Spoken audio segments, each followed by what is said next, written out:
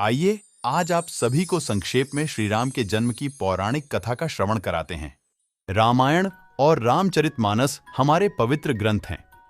तुलसीदास जी ने श्री राम को ईश्वर मानकर रामचरितमानस की रचना की है, किंतु आदिकवि वाल्मीकि ने अपने रामायण में श्री राम को मनुष्य ही माना है।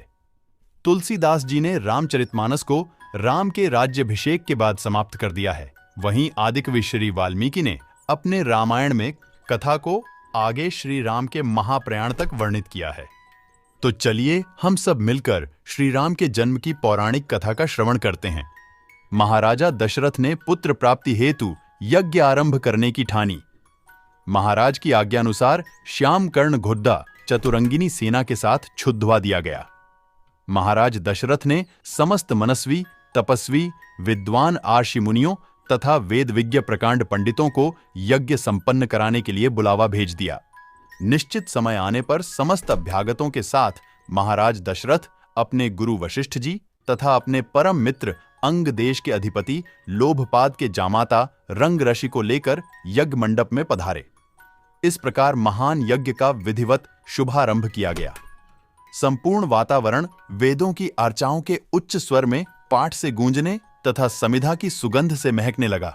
समस्त पंडितों, ब्राह्मणों, ऋषियों आदि को यथोचित धन धान्य, गौ आदि भेंट करके सादर विदा करने के साथ यज्ञ की समाप्ति हुई। राजा दशरथ ने यज्ञ के प्रसाद चरा खीर को अपने महल में ले जाकर अपनी तीनों रानियों में वितरित कर दिया। प्रसाद ग्रहण करने के परिणाम स्वरूप तीनों रानियों ने गर्भधारण किया।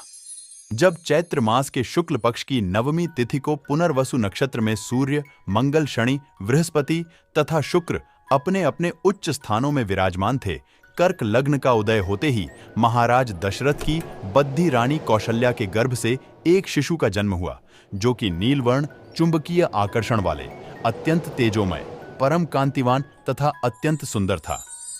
उस शिशु को देखने वाले देखते रह जाते थे।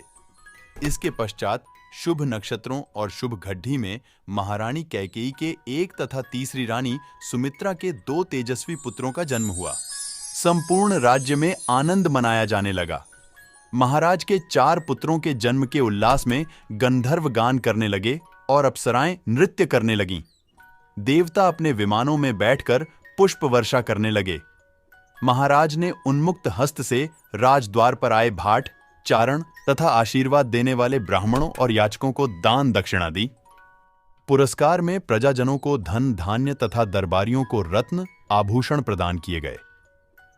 चारों पुत्रों का नामकरण संस्कार महर्षि वशिष्ठ के द्वारा किया गया तथा उनके नाम रामचंद्र, भरत, लक्ष्मण और शत्रुघ्न रखे गए। आयु बढ़ने के साथ ही साथ रामचंद्र गुणों में भी अपने भाइयों से आगे बढ़ने तथा प्रजा में अत्यंत लोकप्रिय होने लगे। उनमें अत्यंत विलक्षण प्रतिभा थी, जिसके परिणाम स्वरूप अल्पकाल में ही वे समस्त विषयों में पारंगत हो गए। उन्हें सभी प्रकार के अस्त्र शस्त्रों को चलाने तथा हाथी, घोड़े एवं सभी प्रकार के वाहनों की सवारी में उन्हें असाधारण निपुणता प्राप्त हो गई। वे निरंतर माता पिता और गुरुजनों की सेवा में लगे रहते थे। उनका अनुसरण शेष 3 भाई भी करते थे। गुरुजनों के प्रति जितनी श्रद्धा भक्ति इन चारों भाइयों में थी, उतना ही उनमें परस्पर प्रेम और सौहार्द भी था। महाराज दशरथ का हृदय अपने चारों पुत्रों को देखकर गर्व और आनंद से भर उठता था। आगे वीडियो देखने के लिए हमारे चैनल को सब्सक्राइब करें। तब तक के लिए जय श्री राम। मिलते हैं आप सभी के साथ अगले वीडियो में।